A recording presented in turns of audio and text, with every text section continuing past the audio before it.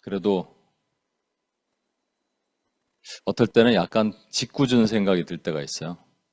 이때 딱 주님이 은혜를 주시는 거야. 그래서 오늘 온 사람만 특별 혜택을 받는 거지. 그랬으면 좋겠어요. 막 은사를 막 부어주시고. 아니면 뭐, 오늘 주님이 오신 거야, 지금. 약간 좀 그랬으면 좋겠어. 예? 약간 그런 짓궂은 생각을 해봅니다. 다시 모이도록 해야죠. 복음의 전함 때는 뭐 몇천 명이 모였다는데, 예, 하나님이 다시 길을 열어주실 거라고 믿습니다. 뭐 그런 때가 지금 됐고요. 우리가 필요한 것이고, 영적인 전사들이 필요할 때입니다. 기도하겠습니다. 하나님 아버지 감사합니다. 947번째 UPS 뉴욕 예배를 우리 이끄신 하나님을 찬양합니다. 우리가 한 달 동안 드렸던 기도를 다시 정리해서 하나님께 올려드렸습니다. 기도 하나하나를 주님께서 기억하시고 잊지 마시고 우리를 긍휼히 보시고 우리가 역대 7장 14절에 있는 말씀처럼 주님께서 우리가 기도할 때 하늘에서 듣고 그 땅을 고치시는 하나님의 역사를 오늘도 보게 되길 소망합니다. 그렇게 이끄실 하나님을 찬양하며 우리를 구원하신 예수님의 이름으로 기도합니다. 아멘. 오늘은 제가 나의 일함 속에 하나님의 일하심, 그런 주제로 여러분과 말씀을 나누겠습니다. 일단 말씀을 같이 한번 볼게요. 마가복음 4장 26에서 29입니다. 또 이르시되 하나님 나라는 사람이 씨를 땅에 뿌림 같으니 그가 밤낮 자고 깨고 하는 중에 씨가 나서 자라되 어떻게 그리 되는지를 알지 못하느니라. 땅이 스스로 열매를 맺되 처음에는 싹이요 그 다음엔 이삭이요 그 다음에 이삭의 충실한 곡식이라. 열매가 익으면 곧 낯을 대나니 이는 추수 때가 이르렀습니다. 예수님께서 지금 하나님의 나라를 말씀하시는데 하나님의 나라는 어떻게 비유하시냐면 사람이 씨를 땅에 뿌림과 같다라는 건데 그 다음에 보면 그가 밤낮 자고 깨고 하는 중에 씨가 자라서 나서 자라는데 어떻게 그리 되는지 알지 못한다. 그러니까 하나님의 나라는 매우 신비한 거예요. 땅 밑에서 어떤 현상이 일어나고 있는 걸 우리가 못 보잖아요. 마찬가지로 하나님의 나라는 그렇게 일어나고 있다. 하나님의 나라에 대해서는 여러분에게 여러 차례 말씀을 예를 들어서 드렸죠. 그러니까 여러분은 뭐 익숙한데 그러니까 하나님의 나라 그러면 죽어서 천국 가는 그 하나님의 나라만 생각하는 분들이 많이 있죠. 근데 이제 우리가 유명한 말이 있잖아요. Already, not yet. 하나님의 나라는 이미 임했다라는 거예요. 예수님이 병자를 고치십니다. 귀신을 쫓아내시는 거예요. 그랬더니 바리새인들이 와서 네가 바알세불의 힘을 입어서 저렇게 한다 그랬더니 예수님이 뭐라고 하십니까? 만약에 내가 성령을 힘입어서 이렇게 병자를 고치면 이미 하나님 나라가 너희 가운데 임하였다 이렇게 말씀하시죠. 하나님의 나라는 병이 고쳐지고 귀신이 쫓겨나고 물론 그런 현상적인 것만 일어나는 게 아닙니다. 하나님의 나라는. 그런데 하나님의 나라는 성경에 분명히 말에 있지 않고 능력이 있다 그랬어요. 하나님의 나라는 능력이 있습니다. 근데 저 영원한 천국에 있는 하나님의 나라는 우리가 가서 볼 수가 있어요. 그렇죠? 바울도 만나고 모세도 만나고 물론 정말 하나님도 만나 뵙고 천사들도 볼 수 있고 돌아가신 저희 아버님도 보고 이걸 다 만날 수 있습니다. 또 부활체 몸이라는 건 신비한 어떤 이해할 수 없는 그런 몸으로 우리의 지금 이 얼굴의 모습은 아닐 거예요. 화상 입은 자도 거기 가면 깨끗하고 아름다운 모습으로 어미의 태에서 낙태당한 자도 하나님의 선택하셨다면 하나님의 가장 아름다운 모습으로 노인도 저희 어머니가 90이 되셨는데 우리 어머니가 가장 처녀 때 아름다운 모습으로 우리가 봤을 때 아름다운 모습으로 또 이해할 수 없는 천국에 가면 우리가 다 하나님 예수 그리스도를 진짜 신랑으로 여기는 신부의 모습이 될 텐데 서로 이런 것을 보면서 아름답게 살 겁니다. 죄가 없어지고 따분하고 고리타분하고 그런 것이 아니라 정말 아름다운 것들을 경험하면서 우리가 살게 될 것입니다. 그런데 살게 될 것입니다 이렇게만 얘기하니까 여러분 마음이 안 와닿잖아요. 그렇죠? 그러니까 이제 이단들이 나타나기 시작하는 거예요. 이단들은 세 종류가 있습니다. 그래서 이제 예를 들면은 피에 대물림 한다. 그래갖고 이제 뭐 남자와 여자가 교합해서 그 피의 대물림을 통해서. 그러니까 뭐 예수 그리스도 자기가 이제 뭐 예수라는 거죠. 그래서 나랑 성적인 교합을 해서 뭐 이렇게 될 수 있다라고 말하는 사람들이 그런 이단들이 있고, 그다음에 성경에 있는 예수 그리스도와 성경 뭐 삼위일체나 이런 것들을 곡해시켜서 만든 여호와 증인 같은 데들이 있고, 요즘에 가장 올해 요즘이 아니라 옛날부터 있었던 이단 중에 하나는 이 종말에 대한 것들을 건드리는 이단이 있습니다. 왜 그러냐? 천국이 애매하고 모호하잖아요. 그러니까 천국을 자꾸 이제 되게 가시적인 것들로 나타내서 보여주기 시작하기 위해서는 가장 좋은 방법이 천국이 임박했다라고 말하는 겁니다. 시간을 딱 정해놓는 거예요. 이번에도 무슨 나팔절 9월 언제입니까? 달에 재림이 있다 그래갖고 난리가 난 적이 있었어요. 여러분 잘 기억 모르시죠? 그것도 저 관심을 가져야 돼요. 아무 일도 일어나지 않았죠. 왜 그러냐? 그런다 그러면 사람들이 더 모이게 되기 때문입니다. 근데 여러분 저한테 이런 얘기를 많이 들으셨는데 새 가족이 있어갖고 완전히 새 신자예요. 깨끗한 새 신자입니다. 새 신자에게 제가 지금 제가 드리는 말씀, 그러니까 하나님의 나라는 예수님이 뭐라고 하셨냐면 여기 있다 저기 있다 못할 것이요 너희 가운데 in your heart가 아니라 너희 공동체 가운데 너희 가운데 내가 그 안에 있을 것이다. 그럼 그게 하나님 나라야 라고 말씀하시는, 엄밀히 말하면 예수님을 머리로 하고 몸이 하나 되는, 온 교회가 하나 되는 우주적 교회 완성, 뭐 이런 얘기를 하면 여러분 이해하시겠어요? 새 가족은 이해할까요? 그래서 제가 저 한마디 덧붙이죠. 그래서 우리가 저 영원한 새하늘과 새 땅에 들어가기 위해서 아버지가 마치 저 광야, 이게 벌판에 가갖고 여기 5년 후에 아파트가 입주를 하는데, 자, 우리가 5년 후에 들어갈 아파트야, 여기 땅이야. 그러면 아들이, 그렇군요. 이렇게 이해가 되겠어요?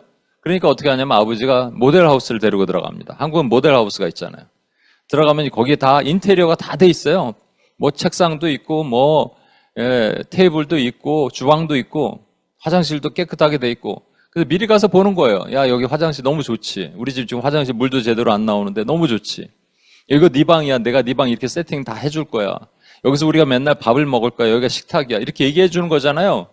그 모델하우스가 있으니까 이 아들은 진짜 입주할 집을 꿈꾸며 산단 말이죠. 그 모델하우스가 이 땅에서 구현되는 하나님의 나라인데, 이 땅에서 구현되는 하나님의 나라는 그 실체가 잘 보이지 않아요. 그래서 우리가 잘 모르겠는 거예요. 라고 얘기를 했더니 한 자매가 구멍이란 구멍은 확장을 해갖고 눈을 동그랗게 뜨고 입도 크게 뜨고 고개를 끄덕끄덕 하는 겁니다, 여러분. 여러분 저한테 이 얘기 너무 많이 들어서 끄덕끄덕 안 할지 몰라도 처음 듣는 분에게는 끄떡끄떡이 되는 겁니다. 하나님이 원하시는 우리의 삶이 뭔지 아세요? 이 땅에 천국을 다른 말로 하나님의 나라예요. 그러니까 천년 왕국, 천국을 이 땅에서 이루어 나가기를 원하시는 거예요.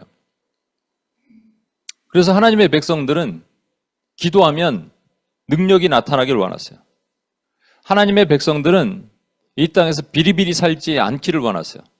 하나님의 백성들에게는 하나님이 돈도 주기를 원하세요. 능력도 주기를 원하세요. 재정도 주기를 원하시고 다 주기를 원하세요. 문제는 그것을 잘못 사용하니까 줬다가 뺏어가시든지 안 주시든지 하는 거예요. 만약에 내가 하나님의 나라의 능력을 하나님 나라를 위해서만 사용할 수 있다면 하나님이 그것을 왜 안 주시겠습니까? 그래서 오늘도 제가 여러분과 기도하는 겁니다. UPS에 왜 사람 안 보내시겠어요? 근데 뭔가 저도 문제가 있고 여러분도 같이 기도해야 될 문제가 있겠고 하나님의 때가 있겠지만 그래서 오늘 그런 얘기를 좀 하고자 합니다. 하나님의 나라의 신비에 대해서 얘기를 하고자 해요. 이것만 알 수 있으면, 이 비법만 터득할 수 있으면 여러분의 개인의 삶도 우리 공동체에도 분명히 하나님의 은혜의 회복이 있을 거라고 생각합니다. 오늘 드린 말씀처럼 사람의 씨를 땅에다가 뿌리는 건데 뭐 이렇게 뿌리면 그 표면에 있지 않겠죠. 이제 어떻게 흙이 덮이게 되겠죠. 밤낮 자고 깨고 하는 중에 그것이 어떻게 자라는지 알지 못하는데 그 씨가 세 가지 변형된 모습으로 나타난다는 거예요. 첫 번째는 28절 보세요. 땅이 스스로 열매를 맺되 처음에는 싹으로 나고 그 다음에는 이삭이요. 그 다음에는 이삭의 충실한 곡식입니다. 그 다음 이삭이 다 익으면 이제 마지막 때 추수, 심판이 온다라는 거예요. 이해하기 쉽게 그림으로 표현드리면 세 가지가 있습니다. 싹이 있고 이삭이 있고 이삭에 충실한 곡식이 있습니다. 첫째는 싹입니다. 그래서 이 싹을 보면 왜 이 싹이라는 것은 제가 그림을 저렇게 그렸지만 아무튼 이 땅을 뚫고 올라오는 거잖아요. 그렇죠? 그래서 싹이 나면 여기 뭐가 생명이 있구나를 아는 거잖아요. 싹이 나기 전까지는 생명이 있는 걸 모르잖아요. 그렇죠? 그러니까 싹이 난다는 얘기는 뭔가 파란 게 올라온다는 얘기는 지금 이때 뿌리가 있고 생명이 있다라는 걸 아는 거예요. 올라오기 전까지 모르는 겁니다.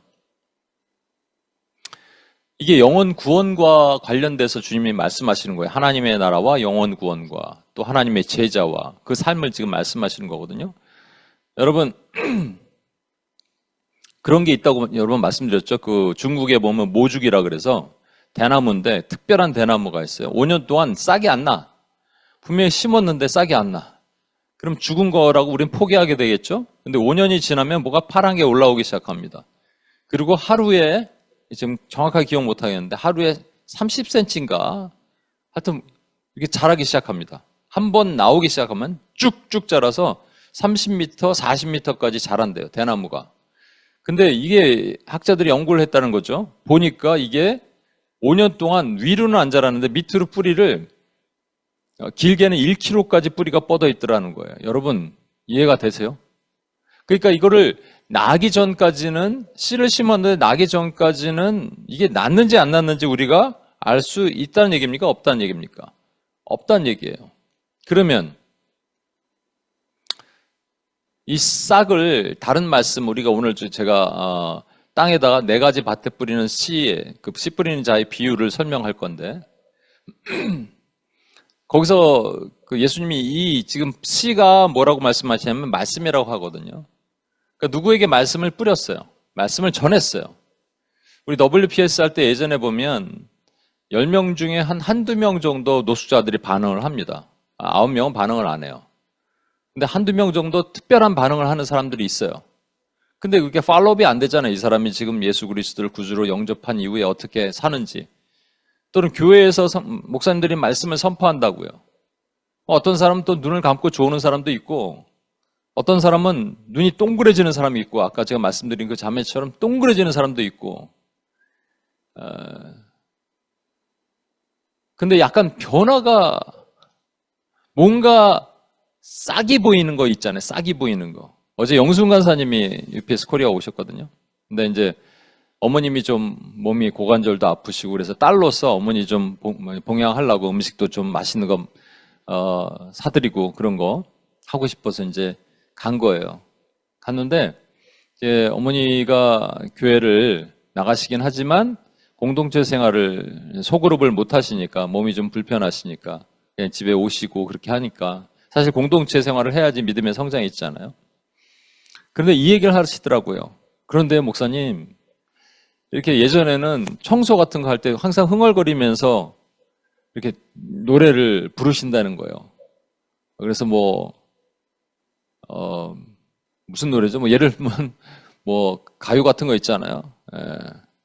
뭐뭐 했어요 땡벌 땡벌 이런 거 하면서 노래를 부르다가 어느 날 보니까 이번에 와서 보니까 찬양을 하시더라는 거예요. 변화죠? 싹이죠? 아까 말했던 한 자매처럼 예수님을 아직 알지 못했던 자매인데 아니 예수를 아직 지금 소그룹 세가족 교제를 가지고 나누고 있거든요. 예수님을 알지 못해요 아직은.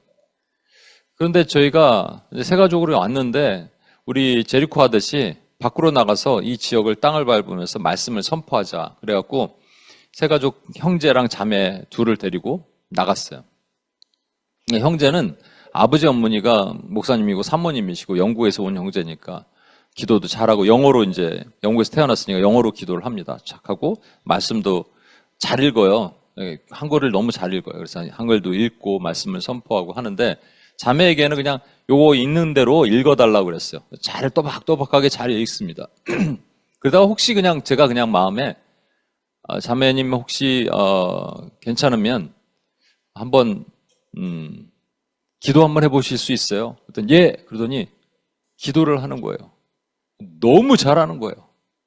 아, 어떻게 이렇게 기도할 수 있지? 그랬더니 이 형제랑 교제하면서 거의 70% 80%는 하나님 얘기만 한다는 거예요.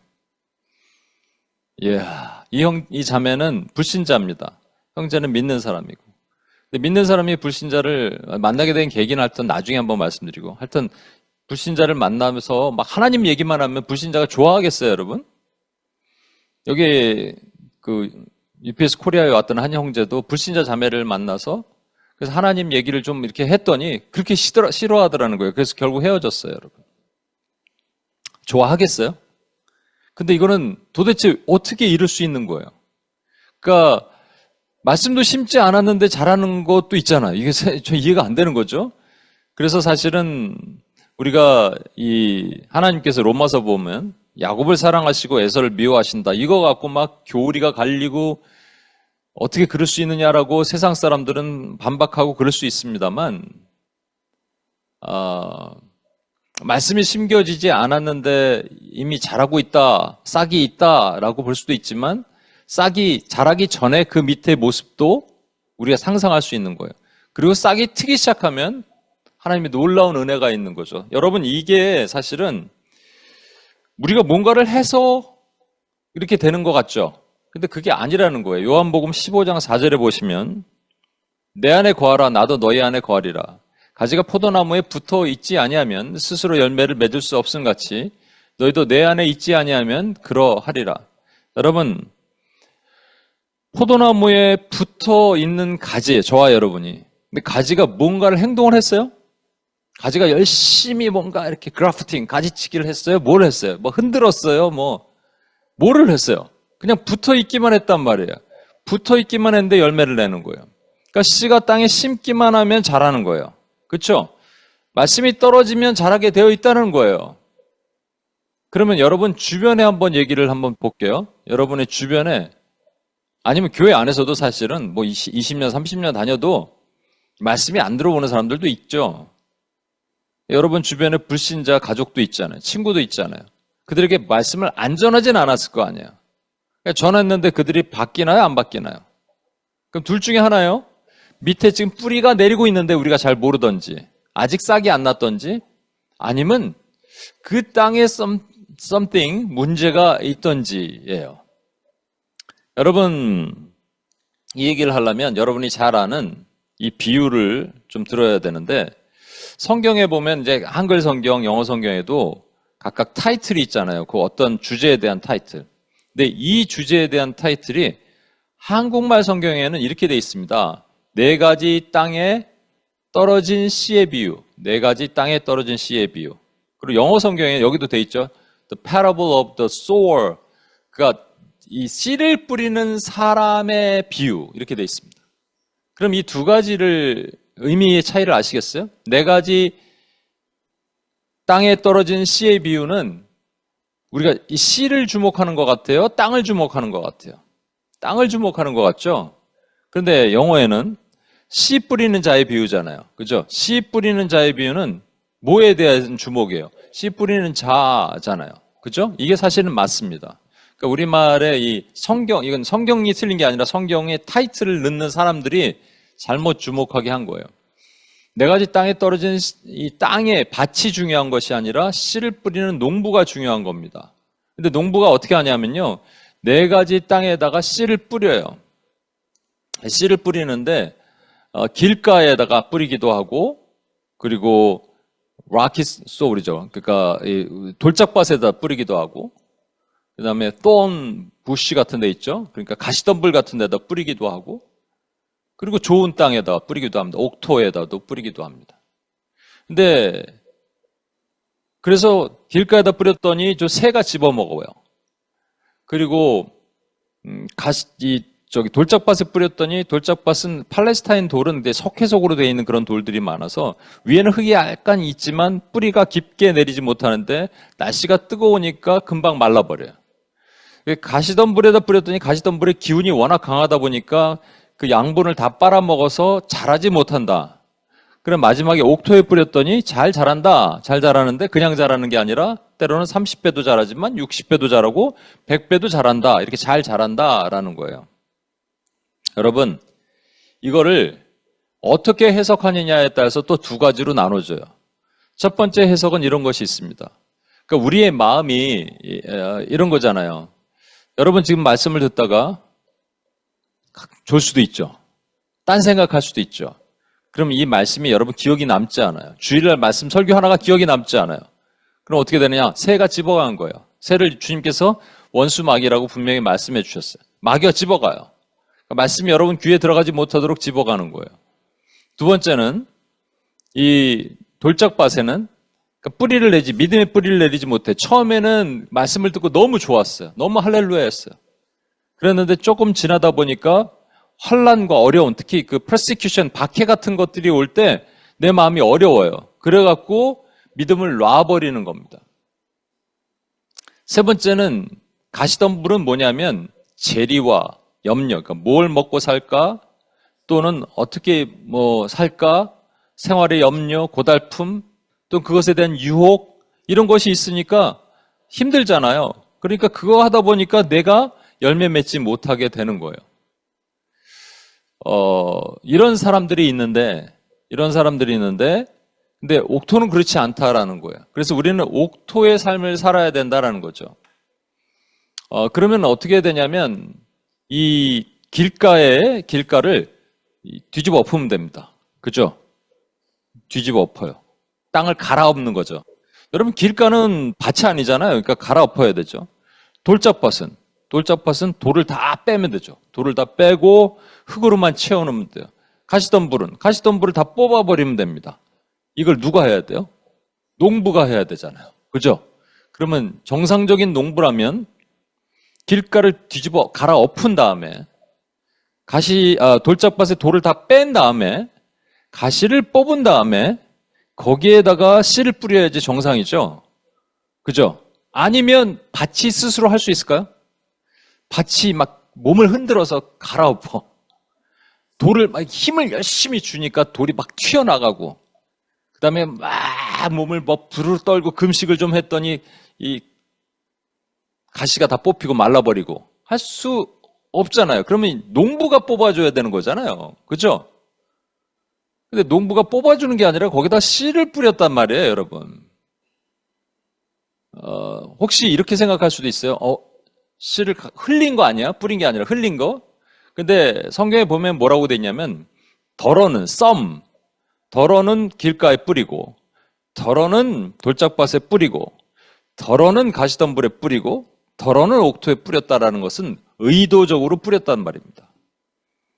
그러니까 이것은 그렇게 해석하기에는 되게 어려운 거예요. 그럼 이 해석은 뭐냐? 두 번째 해석이 있는데, 그거는 뭐냐면, 길가는 처음부터 길가, 돌짝밭은 처음부터 끝까지 돌짝밭, 가시덤불은 처음부터 끝까지 가시덤불, 마지막에 옥토, 좋은 땅은 처음부터 끝까지 옥토라는 말이에요. 그래서 말씀이 아무리 들어가도 원수마귀가 찝어가는 사람들은 주님의 제자가 될 수 없다라는 말입니다. 돌짝밭은 처음에 믿음이 살짝 들어가는 것 같아요. 초대교회에도 믿음이 있는 사람들이 있었거든요. 믿음을 따라 주님을 따라가던 사람이 있어요. 그러나 persecution, 박해가 오니까 그들이 전부 떠나갔어요. 이 가시덤불은 미혹이에요. deception이에요. 처음에는 막 예수님 따라가다가 생활의 염려, 여러 가지 미혹이 오니까 거기에서 예수님을 버리는 사람들이 초대교회에 많이 있었어요. 아니, 그들은 뭐냐는 거예요, 도대체. 그죠? 그들은 옥토가 아니었다라는 개념이라는 것이죠. 예수님이 지금 말씀하시는 대상들이 있었는데 그게 큰 무리예요. 이게 이 사복음서 중에 누가복음에는 큰 무리가 예수님께 오고 예수님이 또 산에서 가르치고 하는 그 배경입니다. 큰 무리 중에는 그중에는 진짜 무리가 있고 그냥 따르다가 주님을 떠난 사람이 있고 주님의 제자가 있다라는 말이에요. 근데 제자들에게는 어떻게 하냐? 제자들이 이 말씀을 알아들어요? 못 알아듣습니다. 그러니까 예수님이 제자들에게 어떻게 하냐면 다음에 와서 풀어줍니다. 제자들이 지금 아까 하신 말씀이 뭐예요? 돌짝밭은 뭐고 가시덤불은 무슨 얘기입니까? 라고 얘기할 때 제자들에게 다시 그 비유를 풀어서 해석해 주세요. 그럼 이렇게 얘기하면 여러분이 마음에 좀 불편할 수 있어요. 어려울 수가 있어요. 아니, 풀어주니까 제자들은 믿게 됐지. 과연 그럴까요? 그럼 그 많은 큰 무리에게 제 말씀을 풀어주면 그들이 이해했을까요? 성경은 이렇게 얘기합니다. 그들이 혹시라도 내가 비유로 말하지 않아서 스스로 깨닫고 돌아올까 두렵다. 여러분 이해하세요, 이게? 다 돌아오면 좋은 거 아니에요. 스스로 깨닫고 돌아오는 거예요. 여러분 스스로 깨달으면 위험한 겁니다. 이단들이 왜 그렇게 이단이 되는 줄 아세요? 이단 교주들이 왜 나타나는 줄 아세요? 스스로 성경을 깨달았기 때문이에요.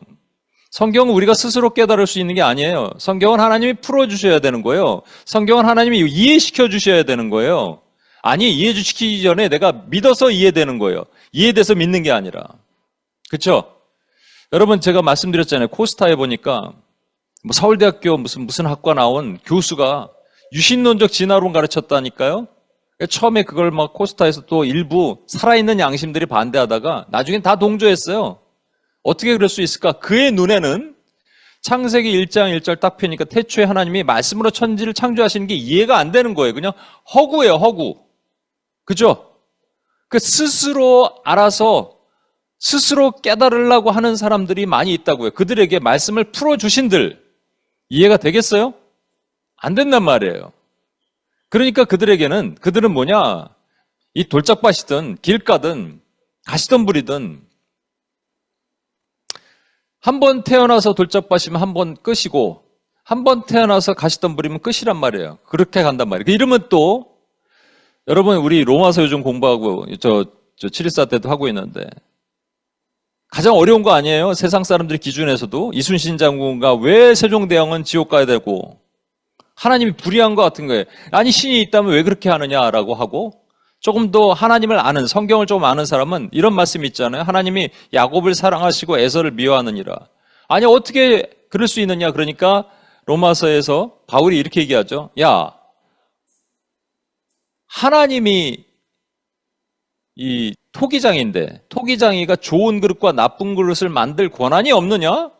이렇게 말합니다. 여러분 그래도 마음이 어려워요. 그죠? 그러면 이제 이 생각을 하셔야 돼요. 하나님께서 그러면 애시당초 이 나쁜 것을 만들어 놓고 하나님께서 그냥 불의하게 기회도 주지 않으시고 나쁜 건 그냥 계속 나쁜 거야. 너는 어차피 돌짝밭이니까 끝까지 돌짝밭이야. 이렇게 하셨을까요? 그렇지는 않다는 겁니다. 여러분 그 예가 뭐냐면 여러분 가룟 유다를 볼 수가 있어요. 가룟 유다를 하나님께서 예수님이 끝까지 품고 다니셨다는 사실을 기억하셔야 돼요. 주님은 중간에 내보내실 수도 있어요. 그리고 가룟 유다가 배신하지 않아도 주님은 십자가에 달리실 수 있어요. 가룟 유다의 배신을 시편에서 기록하게 하신 이유가 있단 말이에요. 끝까지 품고 있는 주님의 마음. 그런데 잘 보세요. 어떤 사람은 하나님이 야곱을 사랑하시고 에서를 미워한다 그랬더니 에서를 미워하신 하나님이 불의하다가 하는 사람들이 있지만 어떤 사람은 야곱을 사랑하신다고 했을 때 야곱같이 간사한 나 같은 사람도 사랑하시는 하나님을 보는 사람이 있어요. 엄청난 관점의 차이입니다. 그죠? 자, 이제 관점을 다시 한번 돌려볼게요. 아더 핑크라는 사람이 하나님의 주권, 서번트 오브 갓이라는 곳에서 이런 내용을 썼어요. 잘 들어보세요. 좀 어려운데 제가 영어로 먼저 얘기할까요? It is not that God foreknew and then chose, but that He chose and therefore foreknew. 하나님이 미리 아시고 선택하신 것이 아니라 하나님이 선택하셨기에 미리 아신 것이다. 어렵죠? 네, 신학은 어려워요. 근데 하나님이 그릇을 좋은 그릇과 나쁜 그릇을 만드시고 나서 거기에다가 뭘 채워 넣으실지 아셨다는 것이지 뭘 채워 넣으실지 미리 다 아시고 그 다음에 그릇을 만드셨다는 게 아니에요. 신학적으로는 좀 어려운 얘기예요. 그러니까 다시 정리하면 이겁니다. 하나님은 이 길가도 옥토도 돌짝밭도 가시덤불밭도 옥토가 되기를 원하시지만 절대로 옥토가 될 수 없어요. 이제 문제가 하나 생깁니다. 그러면 저와 여러분은 옥토냐는 거예요. 아까 씨를 땅에 뿌린 그 씨가 자랐잖아요. 그죠? 자랐다면 그 얘기는 뭐예요? 그 땅은 옥토라는 얘기입니다. 싹이 났잖아요. 그 땅은 옥토라는 얘기예요. 좋은 땅이라는 얘기입니다.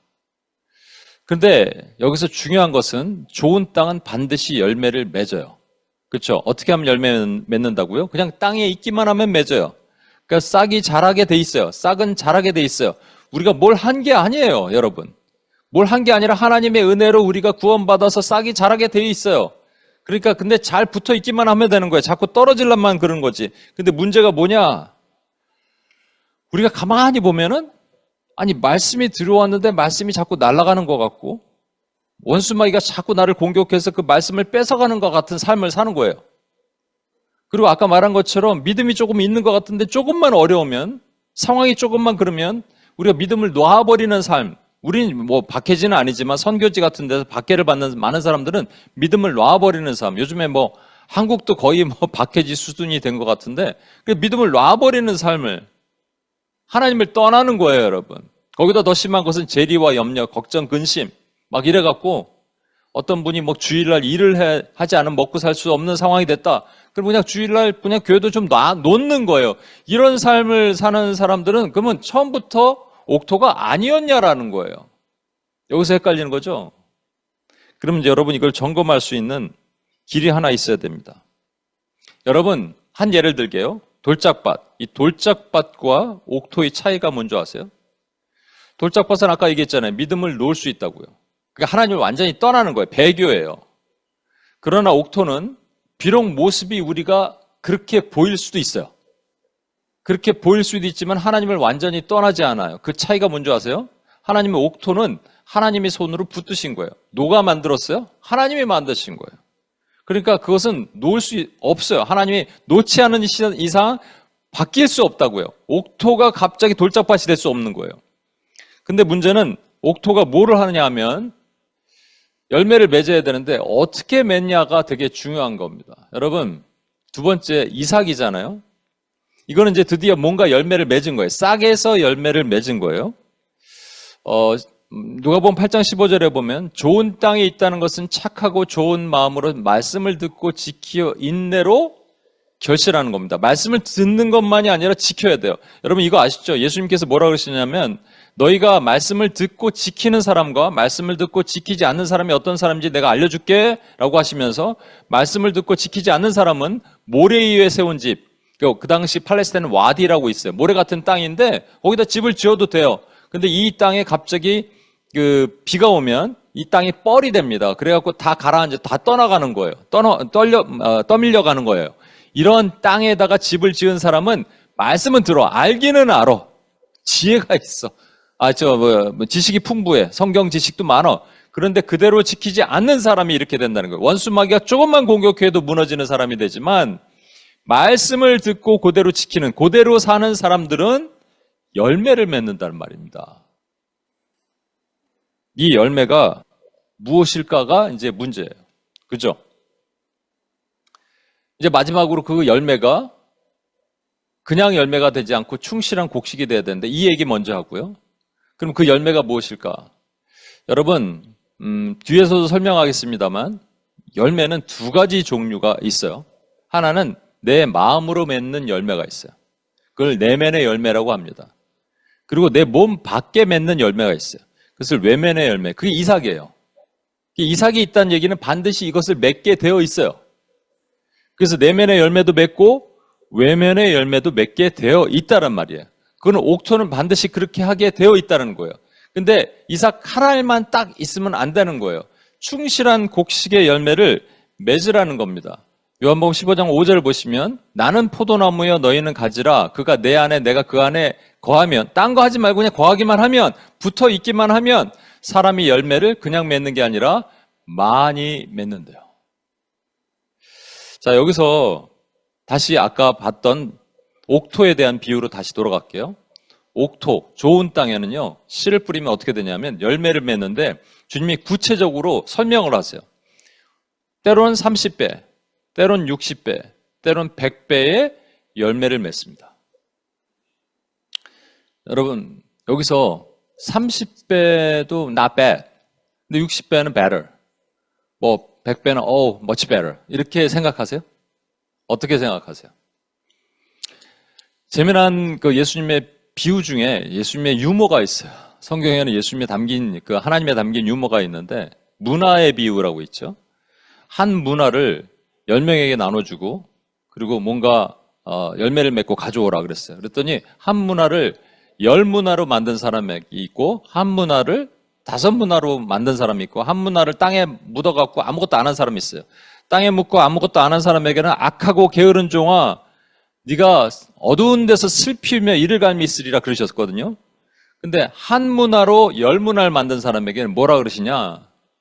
착하고 충성된 종아 네가 작은 일에 충성하였으니 10골 다스릴 권세를 주노라. 열이니까 열이다 이렇게 생각할 수 있겠지만 좀 이따 설명드릴게요. 근데 한 문화로 5문화를 만든 사람이 있어요.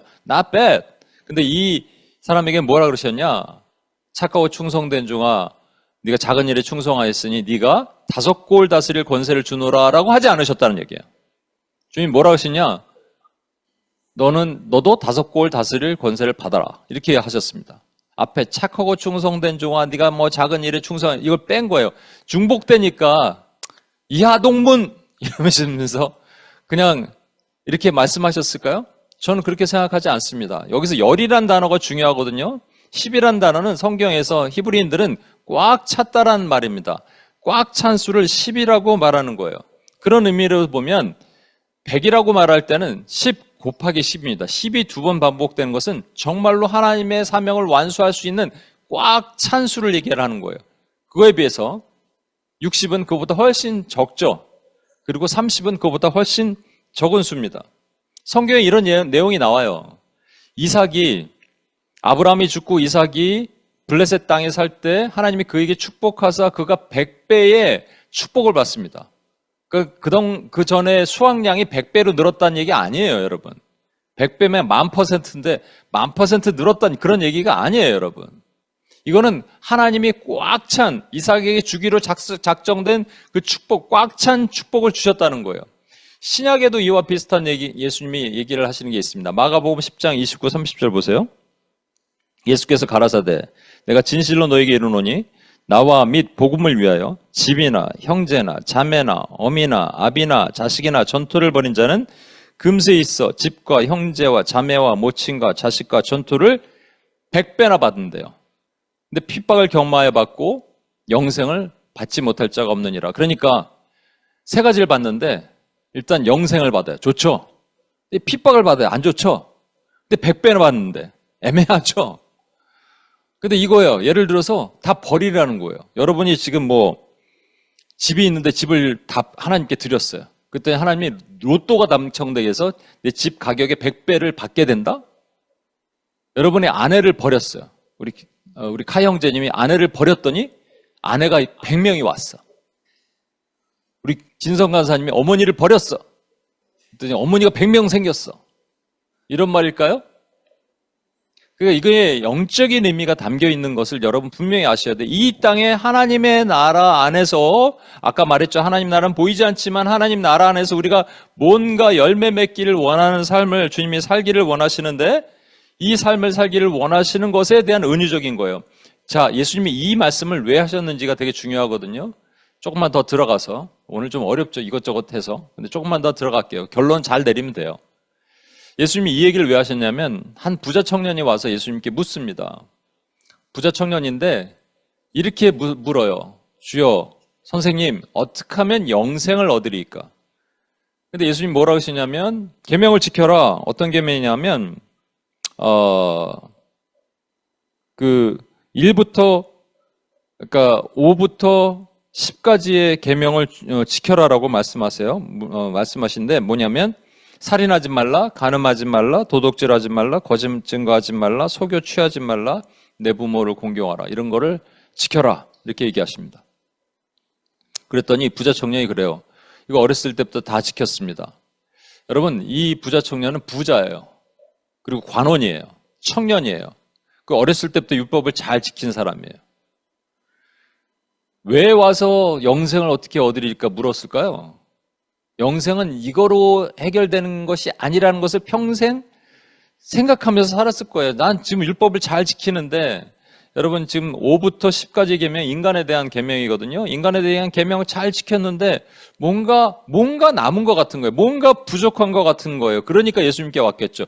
불안한 거예요. 이래서 죽으면 혹시 내가 천국 못 가면 어떡하지? 불안한 거죠. 그래서 예수님께 왔습니다. 그럼 예수님이 뭐라고 답을 해주셔야 돼요. 나를 믿으라. 내가 길이요 진리요 생명이니 나로 말미암지 않고는 아버지께로 올 수 없느니라 라고 하셔야 되죠. 그런데 뭐라 그러셨어요? 계명 지켜라. 율법 지켜라. 인간이 인간에게 해당되는 계명 지켜라. 그러면 너 천국 갈 거야 라는 거잖아요. 잘못됐잖아요. 그러니까 이 청년이 어렸을 때부터 잘 지켰습니다 또 얘기하니까 예수님이 이제는 이렇게 얘기하십니다. 그래? 그러면 5부터 10까지 지켰어? 그럼 저 같으면 그러면 1부터 4 지켜. 1이 나 외에 다른 신을 두지 마라. 2가 우상을 세우지 마라. 3이 안식일을 거룩하게 지켜라. 4가 하나님의 이름을 망령되이 일컫지 마라. 하나님에 대한 계명이에요. 이거 지켜. 그러면 청년이 뭐라 그럴까요? 이것도 어렸을 때부터 지켰습니다. 이랬을 거 아니에요. 예수님의 엄청난 전략이 숨겨져 있는 거예요. 예수님 뭐라 그러신 줄 아십니까?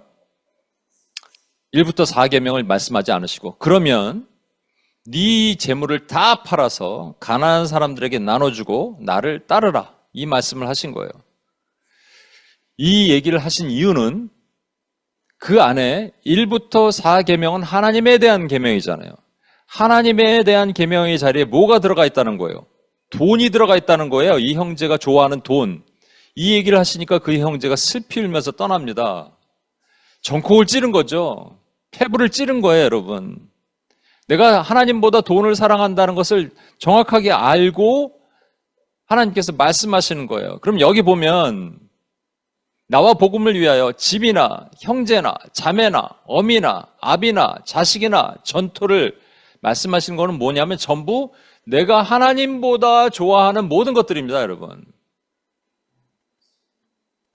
내가 하나님보다 좋아하는 모든 것들을 내가 하나님보다 더 많이 채우고 있으면 나는 하나님의 나라에서 뭔가 열매를 맺지 못한다는 거예요. 그러니까 이거를 정리를 해야 되는 거예요. 여러분 30배, 60배, 100배의 비밀이 뭔지 아세요? 여러분 저와 여러분이 만약에 하나님을 사랑해야 되잖아요. 그렇죠? 이게 잘 보시면 이 말씀을 먼저 볼까요? 우리 잘 아는 말씀 마태복음 22장 37, 40절이에요. 예수께서 이르시되 이 어떤 서기관이 예수님께 와서 묻는 거예요. 그럼 원래는 예수님이 대답해 줄 필요가 없어. 근데 이게 대답을 해 주시는 거예요. 예수께서 이르시되 어떤 계명이 가장 큽니까? 물어보니까 내 마음을 다하고 목숨을 다하고 뜻을 다해 주 너희 하나님을 사랑하라. 이게 수직이죠. 수직. 사랑하라. 수직. 그리고 이것이 첫째 되는 계명이에요. 크고 첫째 되는 거예요. 이걸 지켜야 돼요. 우선으로. 그 다음에 둘째도 이와 같으니 그 다음에 둘째가 이거와 이퀄이란 말이에요. 같다는 거예요. 둘째도 이와 같으니 내 이웃을 내 자신과 같이 사랑하라. 그러니까 첫째 계명이 뭐예요? Loving God. 두 번째는 Loving Neighbors. 이게 첫 번째 수직, 수평. 이게 십자가를 상징하잖아요. 이게 온 율법과 선지자의 강령이란 말입니다, 여러분. 잘 보세요. 우리가 먼저 뭘 해야 돼요? 수직으로 하나님을 사랑해야 돼요. 수직으로 된 하나님을 사랑해야 되는데 내 안에 뭐가 있냐면 하나님보다 내가 더 사랑하는 것들이 들어있어요. 그래서 그거를 열심히 빼내는 작업을 합니다. 어떤 사람은 70% 정도 빼냈어. 70% 빼냈더니 죄송합니다. 30%만 빼냈어. 30% 빼냈더니 빼고 그 자리에 하나님을 채워넣는 거예요. 그죠? 그러면 30% 빼냈고 하나님을 30% 내가 탐닉하던 것들을 30% 빼내니까 하나님이 그 자리에 30% 들어가시잖아요. 그러면 그 사람은 30% 열매 맺는 사람은 삽니다. 옥토기는 옥토인데 좋은 땅은 좋은 땅인데 말씀이 들어와서 지켜야 되는데 내가 좋아하는 게 워낙 많다 보니까 30%만 빼내는 거야. 이 정도면 that's enough 하니까 하나님도 그 자리에 30%만 채워주시는 거예요. 그럼 우리의 열매는 30%만 나타나는 거예요. 어떤 사람은 그보다 좀 나아요. 그래서 60%를 좀 빼냈어요. 60%를 빼내니까 좀 더 많이 빼냈죠. 그러니까 하나님께서 60%를 채워주세요. 그래서 우리가 60% 열매를 맺어요. 근데 어떤 사람은 100을 빼냅니다. 100이라는 게 뭐라고요? 완전 꽉 찬 수. 그 100을 빼낼 수 있다는 얘기는 뭐냐면 내가 내 안에 있는 걸 다 빼내는 거예요. 내가 좋아하는 거, 내가 원하는 거, 내가 추구했던 거, 내가 따라갔던 거, 다른 말로 내가 좋아하는 죄성, 나의 죄 것들, sins, 이걸 다 빼내는 거예요. 빼내면 나가 존재가 없어지지 않냐? 걱정하지 마세요. 그때는 하나님의 것들로 채워주기 시작하시는 거예요. 그랬더니 내 열매가 100으로 나타나더라의 본질입니다, 이게. 그러니까 여러분 잘 보세요. 아까 옥토는 절대로 여러분 돌짝밭처럼 살 수 없어요. 돌짝밭은 어떻게 산다고요? 조금만 어려움이 와도 하나님을 떠난다고요. 근데 우리가 만약에 옥토임에도 불구하고 30 정도의 열매를 맺는다면 나머지 70은 누구 거예요? 내 거예요, 내 거. 그죠? 30만큼만 하나님께 드리면 나머지 70이 나를 마치 돌짝밭처럼 살도록 만든단 말이에요. 만약에 내가 가시덤불인데 가시덤불처럼 살 수 없어요. 우리는 재리와 염려, 근심, 걱정 이렇게 묶여 살 수 없어요. 그런데 내가 30%만 열매 맺고자 한다면 30%의 나의 걱정, 염려, 근심 요것만 빼낸다면 나머지 70은 그대로 있잖아요.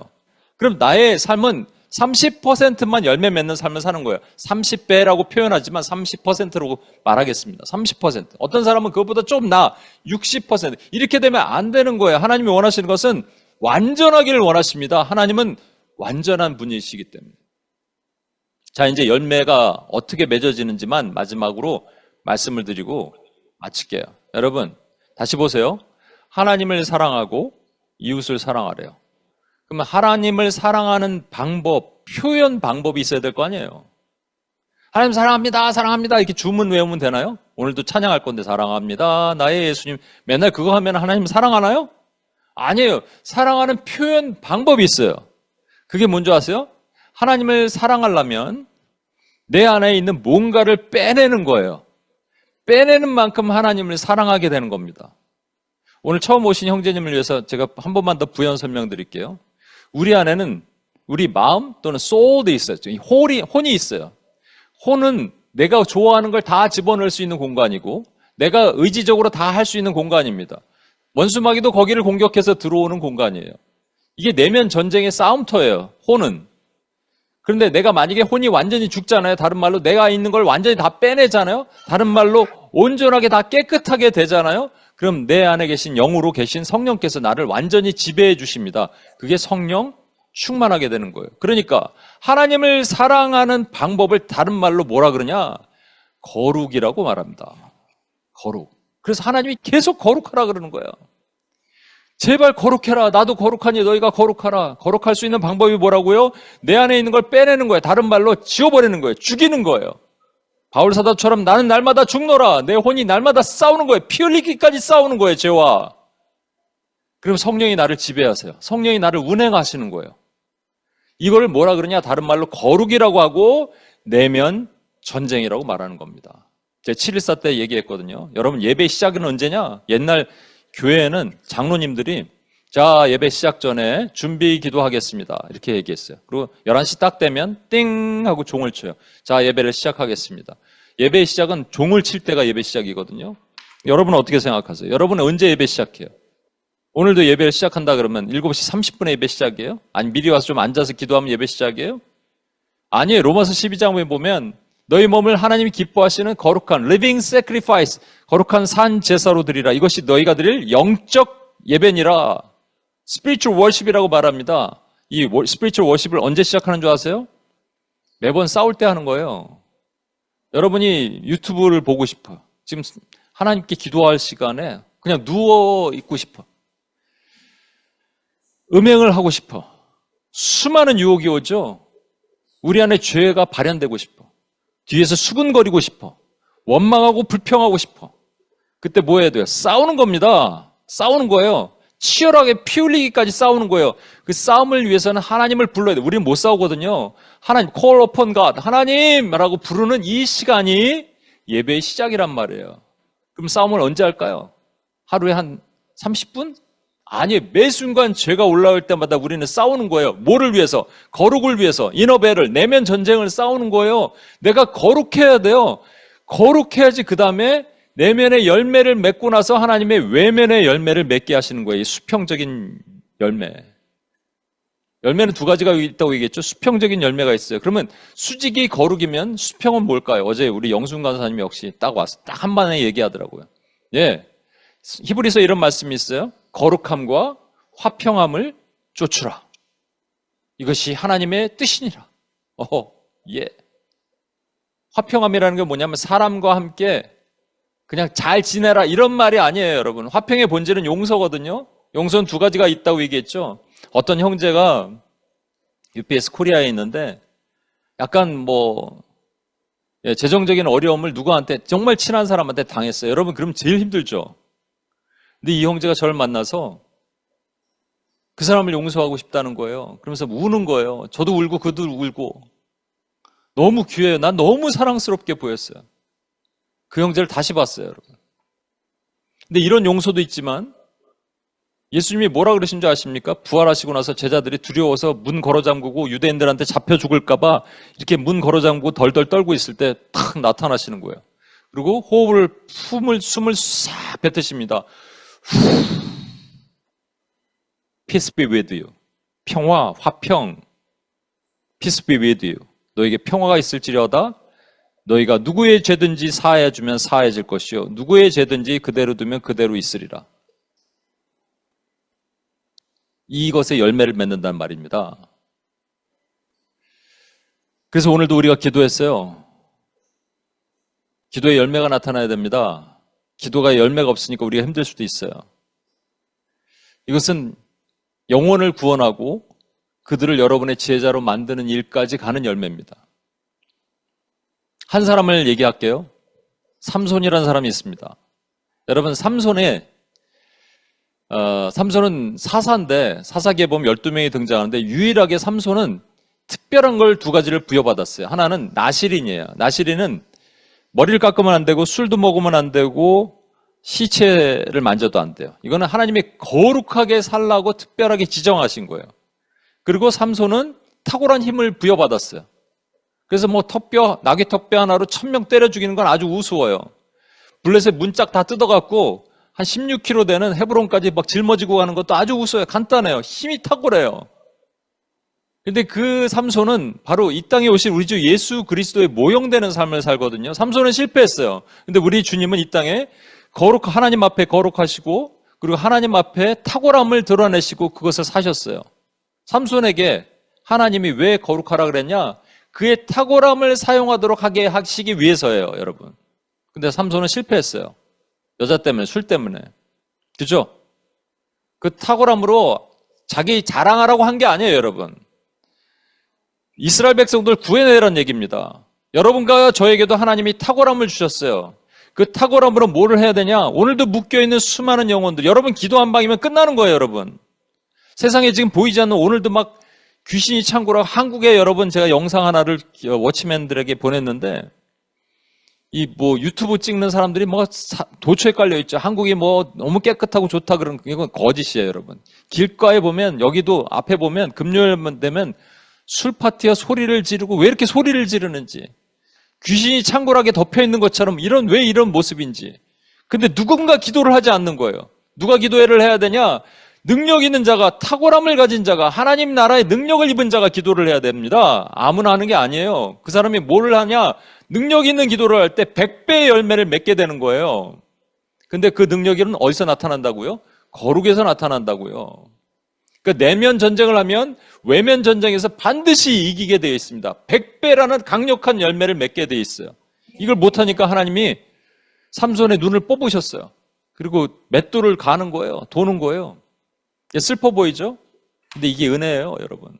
사실은 저도 여러분도 때로는 어떨 때는 눈이 뽑히고 맷돌을 가는 것처럼 막 힘들 때가 있는데 이게 은혜가 쌓이는 시간이란 말이에요. 왜? 이때는 죄를 지을 수 없어요. 거룩할 수밖에 없어요. 하나님과 기도할 수밖에 없어요. 우리 매형되는 장로님께서 그 유명한 말을 남기셨어요. 이 간 농양으로 입원을 했는데 너무 아프다 보니까 죄가 생각나지 않더라는 거예요. 여러분, 이런 기간은 우리가 하나님 앞에 거룩한 기간이에요. 어떤 분은 하나님께서 그냥 이렇게 코너로 모셔갖고 모든 게 다 안 되게 맡은 분이 있거든요, 최근에. 그분은 은혜라고 난 생각해요. 죄 질 게 없어요. 하나님 앞에 엎드릴 것밖에 없어요. 그럼 뭐가 회복돼요? 머리카락이 자라는 게 아니라 은혜가 회복되니까 그의 탁월함을 다시 사용해서 다곤 신전의 기둥을 무너뜨리고 원수의 세력을 멸하잖아요. 저와 여러분에게 지금도 오늘도 묶여있는 수많은 땅의 영혼들의 원수, 이 귀신, 마귀, 원수의 세력을 멸하는 그 탁월함을 사용하라 그러셨는데 뭐하고 있는 거예요 도대체 우리는? 기도해야 됩니다. 다시 정리해 볼게요. 저와 여러분을 하나님께서 옥토로 만드셨어요. 왜 옥토예요? 몰라요. 왜 야곱이 하나님께 사랑받아요? 아세요? 몰라요. 왜 아벨은 하나님께 사랑받아요? 아세요? 몰라요. 왜 에서는 하나님이 미워하세요? 아세요? 몰라요. 근데 이제 아까 하나님의 주권이라는 책에 보면 하나님이 미리 아시고 그렇게 정하신 것이 아니라 정하셨기 때문에 미리 아셨다는 개념으로 본다면 가룟 유다를 끝까지 품고 사랑하셨지만 그가 못 돌아오는 거예요. 하나님께서 끝까지 돌짝밭에도 기회를 주시고 말씀을 뿌리시고 길가에도 말씀을 뿌리시고 가시덤불에도 말씀을 뿌리셨단 말이에요. 동일하게 기회를 주셔도 그들은 못 돌아와요. 그러면 저와 여러분이 옥토가 된 게 얼마나 감사한 거예요. 왜 옥토예요? 김경환 목사 같은 개차반이 왜 옥토예요? 그러면 옥토는 뭐를 해야 되냐? 반드시 열매를 맺어야 돼요. 싹이 있은 다음에 이삭이 있고 이삭이 있는 다음에 충실한 곡식, full kernel이 돼야 돼요. 이게 충실한 곡식. 그게 얼마나? 충실해야 돼요. 하나님이 원하시는 만큼 100, 10 곱하기 10, 100배, 30도 안 돼요. 60도 안 돼요. 그럼 그걸 뽑아버려야 돼요. 30 안에 여전히 30만 드리면 나머지 70이 자기 거예요, 여러분. 그렇죠? 70 안에 있는 뭐를 뽑아버리는 거예요. 내 안에 죄와 싸우는 거예요. 내가 원하는 삶을 내려놓는 거예요. 내가 포기하지 못하는 거 내려놓는 거예요. 이때 하나님께서 채워주심을 경험하고 이 거룩이 되면 이 화평을 이뤄서 하나님의 역사를 이루는 하나님의 종들이 된단 말이죠. 그래서 저는 여러분에게 먼저 개인에게 적용했으면 좋겠어요. 아까 말씀드렸죠? 하나님의 나라를 경험한 사람은 삶도 잘 돼야 됩니다. 기도의 능력도 바로바로 나타나야 돼요. 이렇게 얘기하면서 우리 UPS가 좀 힘드니까 아니 김 목사 기도 안 하는 거 아니야? 물론 때가 있을 것 같아요. 맷돌을 가는 저에게도 때가 돼서 문을 열어주시는 거. 그러나 저는 이것을 좀 경험해 보고 싶어요. 뭐냐면 그냥 이렇게 결단했으면 좋겠어요. 죄와 한번 싸워보는 거예요. 어느 정도 싸우냐? 피 흘리기까지 싸워보는 거예요. 그래서 여러분이 좋아하는 거 있잖아요. 잠시 내려놓는 거예요. 그리고 하나님 앞에 나시린처럼 다시 한번 삶을 들여보는 거예요. 그랬더니 여러분이 열매를 맺을 수 있대요. 내면의 열매를 온전하게 맺었더니 이제 외면의 열매, 밖으로 나타나는 열매를 맺혀주게 하시는 거예요. 궁극적으로는 영혼을 구원하고 제자를 세워야 돼요. 직접적으로는 여러분이 제자가 아니라도 상관없어요. 어떤 영역을 바꿀 수가 있어요. 링컨은 흑인들이 제자는 아니었어요. 그러나 노예제도를 타파하는 역사를 이뤘고 마틴 루터는 종교개혁이 그들이 제자는 아니었어요. 그러나 그들을 그 땅을 변화시키는 일까지 했어요. 그렇죠? 하나님 우리를 무슨 일을 하시는지 몰라요. 뉴욕 한복판에 딱 박아놓으시고 뭐를 시키시는지 모르지만 적어도 여기 계신 분들이 그런 사명감과 그런 마음을 가지고 나갈 때 거룩하고자 하면 이너벨을 내면 전쟁에 오늘도 예배를 드리고자 하면 외면 전쟁에 하나님의 열매를 100배나 나타내실 것입니다. 그 일을 하나님 반드시 이루실 거예요. 그래서 여러분 결단하면 그 열매가 여러분에게 나타나는 거예요. 하나님의 탁월함이 여러분 삶에 나타나게 하실 거예요. 기대되지 않으세요? 그럼 결단하십시오. 줄일 거 줄여요. 미디어 그만 보고 휴대폰 울리는 거 다 무음으로 처리하세요. 제가 말씀드렸잖아요. 옛날에는 제가 TV가 집에서 공짜였다고 케이블이. 그런데 그거를 제가 자꾸 빼요. 셋톱박스를 다 빼버려요. 이렇게 항상 언플러그를 시켜요. 보지 않으려고. 그런데 또 어느 때 다시 플러그를 해서 보더라고요. 이 TV가 공짜니까 뭐 영화도 많이 나오고 하잖아요. 그래서 제가 어떻게 했는지 아십니까? 가위를 가지고 잘라버렸어요. 제가 안 되는 거는 강제로라도 그렇게 해야 돼요. 강제로라도 하나님 앞에 내 삶을 깨끗하게 밀어 넣는 거예요. 여러분 누구 미워하세요? 지금? 싫은 사람 있어요? 강제로라도 하나님 이 죄를 용서해 주십시오라고 하세요. 여러분 게으르세요? 강제로라도 하나님 앞에 하나님 제가 부지런하기를 원합니다라고 죄와 싸우세요. 분이 많으세요? 하나님, 내가 강제로라도 온유하기를 원합니다라고 이 분과 싸우시라고요. 요건 내버려 두고, 요건, 나 그래도 갖고 있을래. 이런 거 하지 마시고. 최근에 내가 누구한테 수근거리는 거 되게 무서운 죄거든요. 근데 수근거리는 거 습관이에요.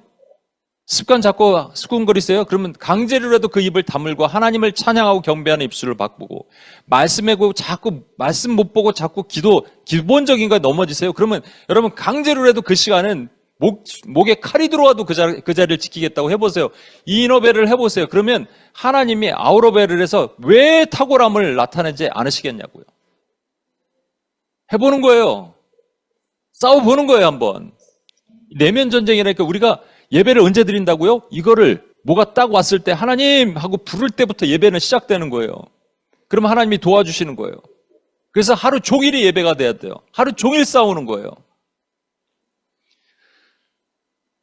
그렇게 되는, 그래서 승리하는 하나님의 탁월함을 믿는 저와 여러분이 되셨으면 좋겠습니다.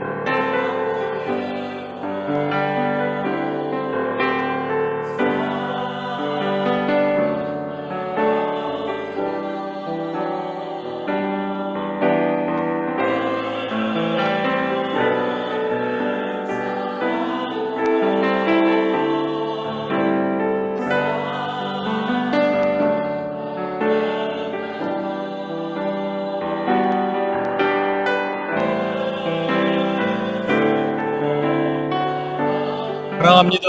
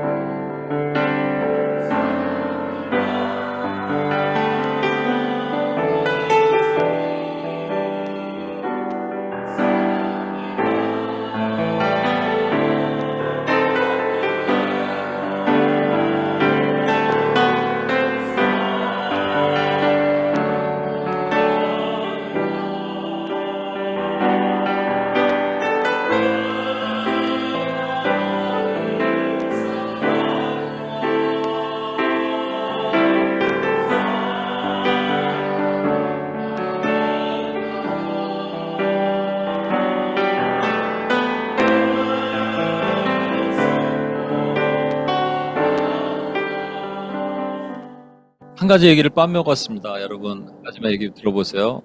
지선자매를 며칠 전에 만났습니다. 714 때 잠깐 얘기했는데, 지선자매가 항상 뉴욕에서 제가 하나님을 인격적으로 만날 때, 그래서 지선자매가 UPS에서 훈련을 받을 때요. 그래서 그렇게 뭐 많은 훈련 받은 것 같지 않고, 인격적으로 언제 만났지? 이렇게 생각하다가 지선자매가 구체적으로 얘기를 해줬어요.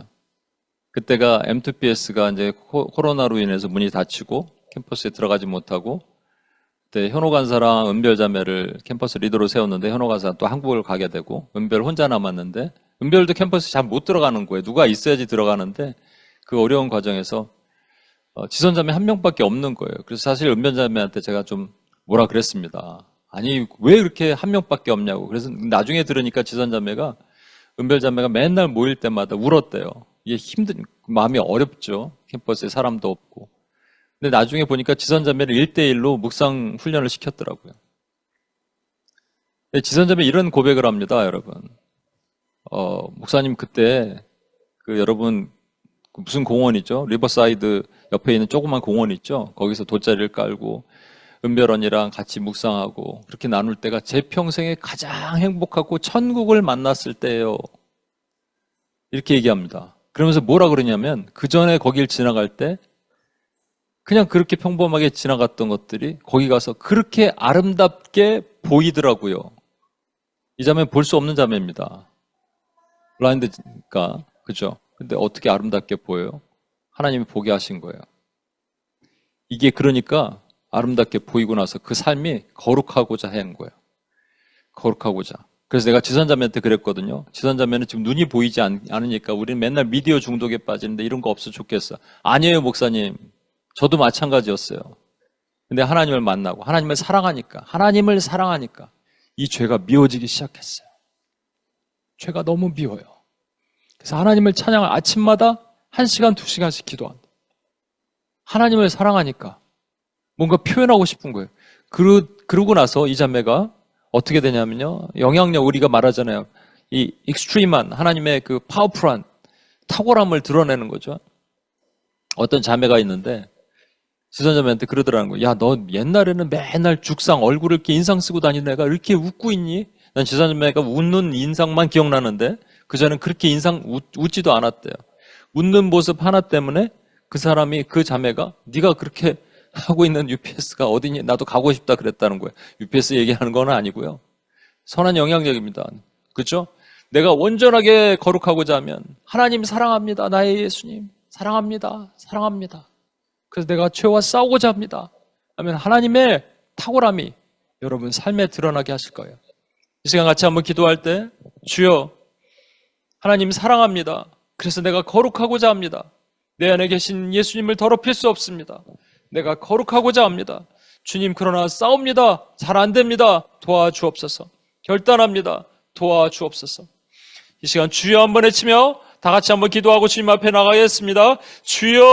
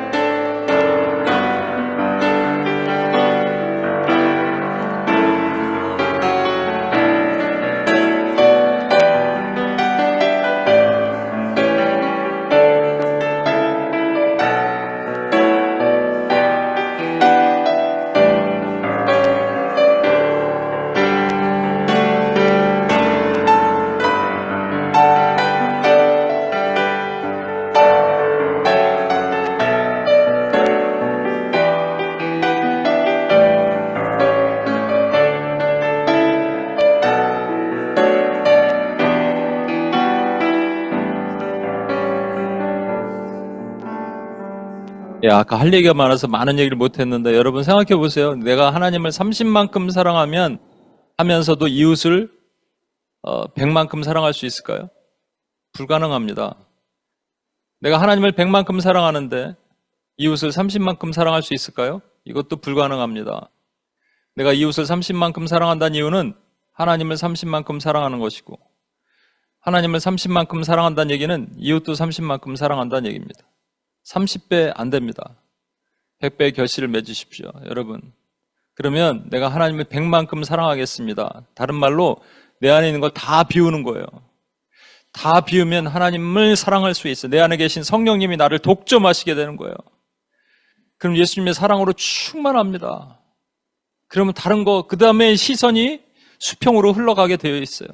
내 주변에 사람들이 눈이 보이고 영혼들이 보이고 그리고 내 가까이부터 멀리까지 보이고 나라 민족도 보이고 교회들의 무너짐도 보이고 여러분 그렇게 할 수 있어요. 여러분의 기도가 신이 나는 거예요. 능력이 있는 거예요. 한 번만 더 기도할 텐데 하나님 제가 하나님을 100만큼 사랑하게 100배 사랑하기를 원합니다. 그래서 100배의 열매를 맺는 하나님의 종이 되게 해야 주옵소서. 남김없이 사랑하기를 원합니다. 남김없이 내 죄를 거룩함으로 바꾸게 도와주옵소서. 내 안에 있는 아직도 버리지 못한 것들 다 끊어내고 주님을 사랑하기를 원합니다. 거룩으로 사랑하기를 원합니다.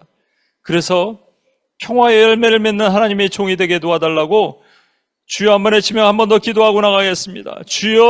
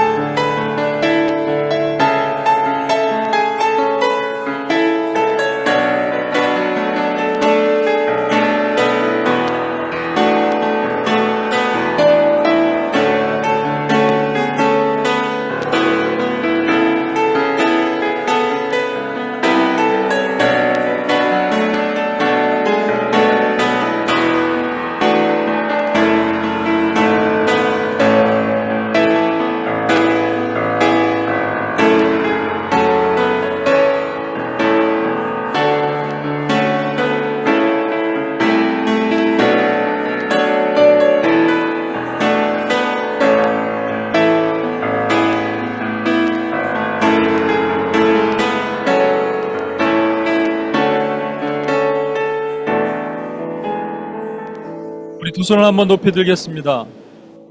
두 손을 높이 들고 우리 찬양한 것을 그가 구름으로, 이 찬양 같이 한번 할까요? 그가 구름으로 하늘을 덮으시며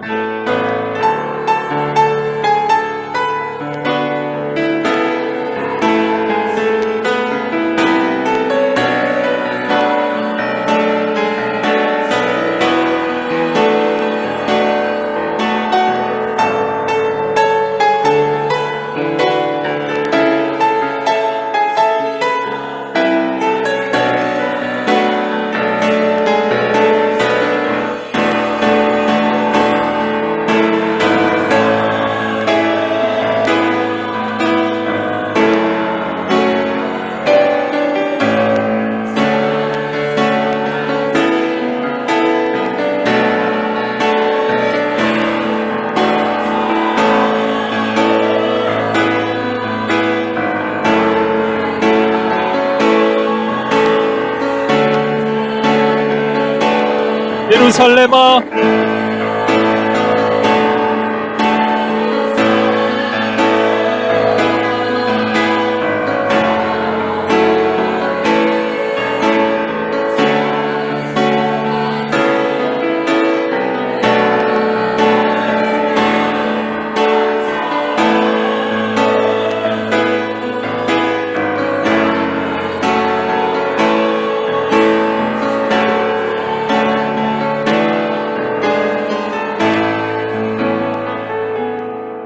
마지막으로 하나 가지만 더 기도할게요. 하나님 앞에 온전하게 내가 거룩하면요, 수평적으로 하나님 화평을 이루게 하시는데 그 화평을 이루기 위해서는 반드시 하나님의 초자연적인 능력이 필요합니다. 여러분의 재정이 필요하고, 여러분의 지식이 필요하고, 여러분의 은사가 필요하고, 삼손의 그 탁월함을 하나님 회복시키시는 거예요. 여러분 분명히 하셔야 됩니다. 그거 없이는 이 땅을 우리가 이길 수 없어요. 탁월함을 위해서 거룩하는 게 아니라 거룩했더니 탁월함을 주시는 거예요. 자, 이제 주님께 간구합시다.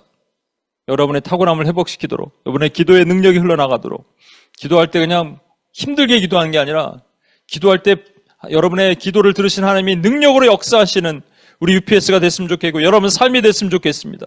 오늘 처음 오신 형제님의 삶에서도 그런 기도의 능력이 흘러나갔으면 좋겠습니다. 이 시간 주여 한번 외치며 마지막으로 나에게 하나님이 주신 탁월함이 일어나게 도와주시옵소서. 주여 한번 외치며 기도합니다. 주여!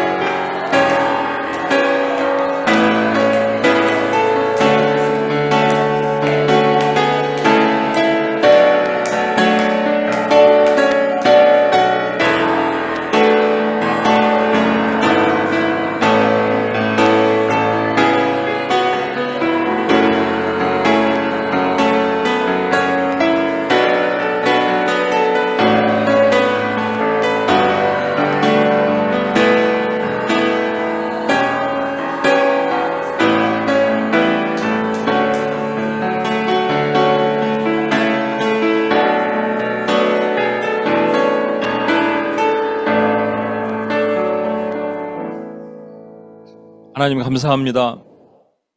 우리는 싹이 왜 자랐는지도 모르고 내 안에 싹이 자라서 예수님을 알고 이삭을 맺고 이제는 풍성한 열매까지 맺게 하십니다.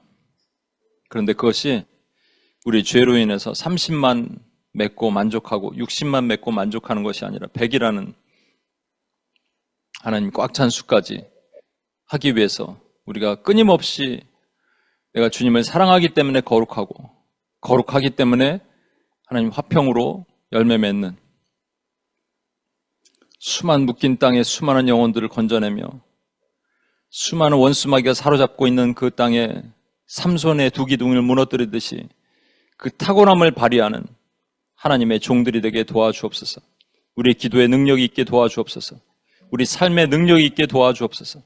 우리 삶의 탁월함이 회복되게 도와주시옵소서. 이 말씀대로 사는 하나님의 종들이 되고 피 흘리기까지 죄와 싸워 그 탁월함을 힘입는 하나님의 귀한 종들로 삼으시길 원하며 우리를 구원하신 예수님의 이름으로 기도합니다. 아멘.